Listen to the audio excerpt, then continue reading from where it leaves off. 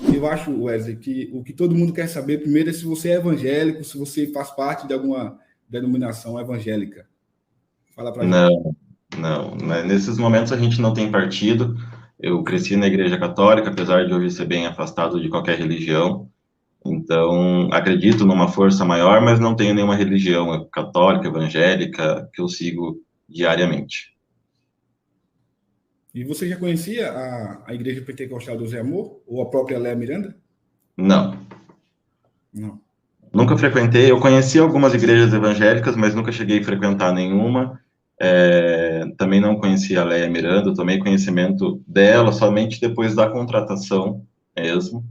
Né? A minha cliente, na verdade, não é a Leia, a minha cliente é a Juliana, que é a advogada dela.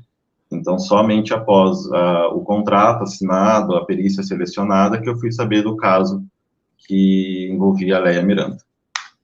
Entendi. E nesse caso, quem que foi que contratou você? Não foi a Léa? Não, não. Meu contato é somente com a Juliana. Eu não tenho contato com a Leia. Né? Os únicos 2 momentos que eu tive contato com a Leia foi quando foi necessário fazer a coleta dos padrões fonéticos dela. Então, qualquer comunicação em relação contratual acontece diretamente com a Juliana, que é a advogada, que é a minha cliente, e ela que faz a intermediação de qualquer material que eu preciso, ou de qualquer informação que eu preciso em relação à Leia. Qual é, nesse Isso. caso, a categoria de perícia que está sendo feita nesse áudio? Perícia Foram forense.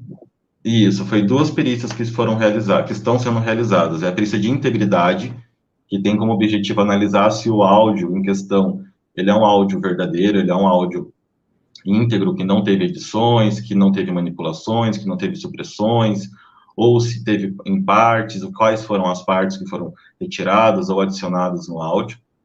E a perícia de fonética forense, que tem o objetivo de fazer o confronto das vozes que tem presente no vídeo em relação à pericianda, que nesse caso é a Leia, para dizer se é a mesma pessoa ou não através dos padrões fonéticos. Ô Wesley, a Léa falou em uma das lives que ela fez que já houve uma perícia, a primeira perícia já houve, segundo ela, mas que o laudo tinha dado como inconclusivo.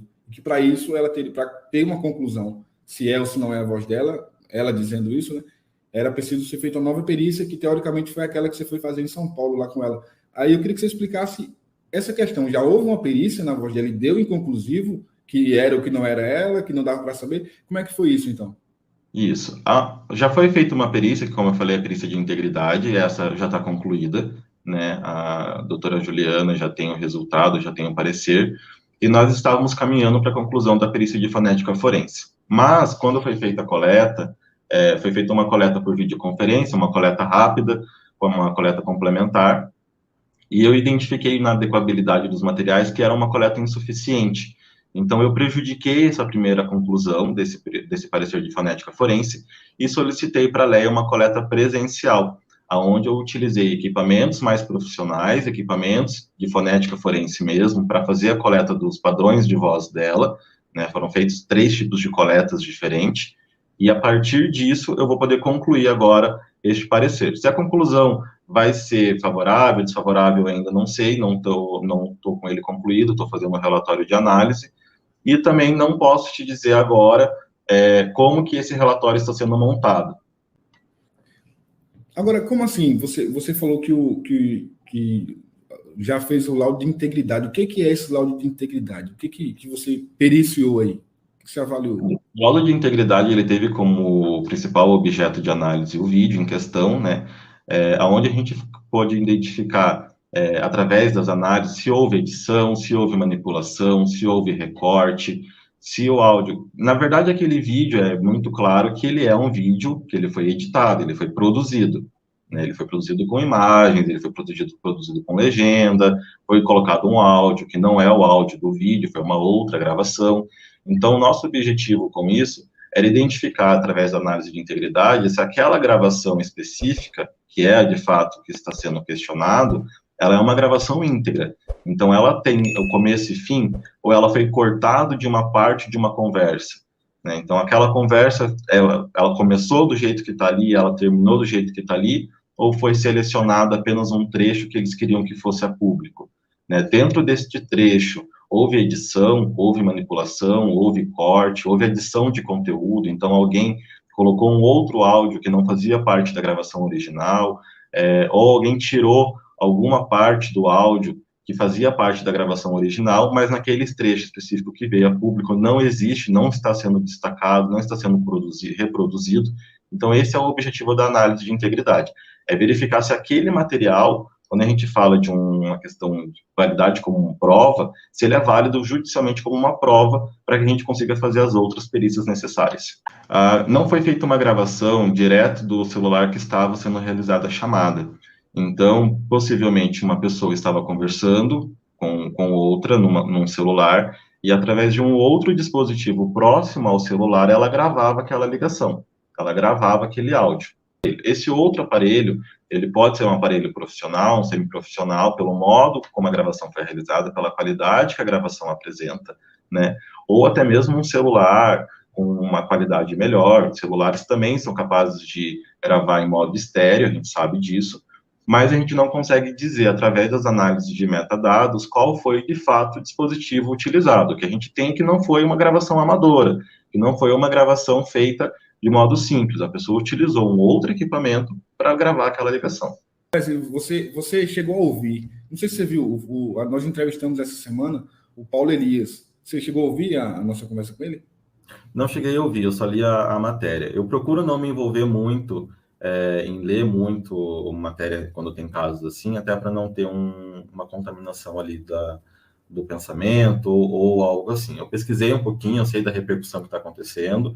Inclusive, a entrevista com o Paulo foi de manhã, no dia que eu ia fazer a coleta à tarde, né, salvo engano. Então, isso. Quando eu tomei conhecimento da entrevista, inclusive a gente estava fazendo a perícia, foi um dos rapazes de outra imprensa que estava acompanhando, que comentou, mas eu não cheguei a assistir, eu só li a publicação que vocês fizeram só. No momento em que ela está supostamente estaria naquele áudio, ela estaria excitada.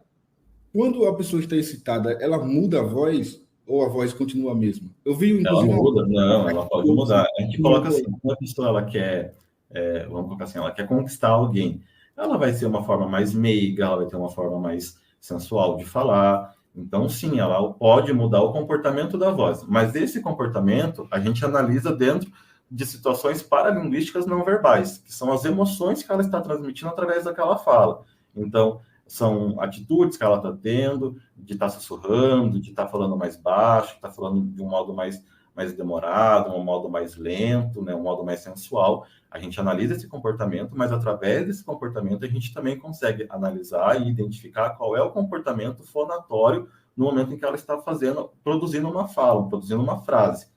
Então, quando eu fiz a coleta, inclusive essa coleta de segunda-feira, teve um dos exercícios que foi realizados em que ela teve que sussurrar também, ela teve que falar de um modo mais lento, Então, a gente tenta fazer essa adequabilidade para que a gente tenha um material, no mínimo, compatível de confronto um com o outro. Então, por mais que eu tenha falado no dia da coleta, a Leia sussurrar, para ela falar um pouco mais demorado, para ela falar algumas palavras que já tem naquele vídeo em questão, apenas para a gente ter uma adequabilidade de material, para a gente entender o comportamento dos músculos vocais no processo de fonação, no processo em que ela está montando uma frase para ela falar. Então, pelo que você acabou de falar aí, por mais que ela tenha falado sussurrando, o fator emoção da excitação, se fosse ela ali, não estaria presente, né? Isso poderia... Não estaria presente, mas a gente teria uma adequabilidade que é o sussurro, entendeu? Vamos colocar ali a excitação, o tesão, obviamente, isso não está presente como está naquela gravação.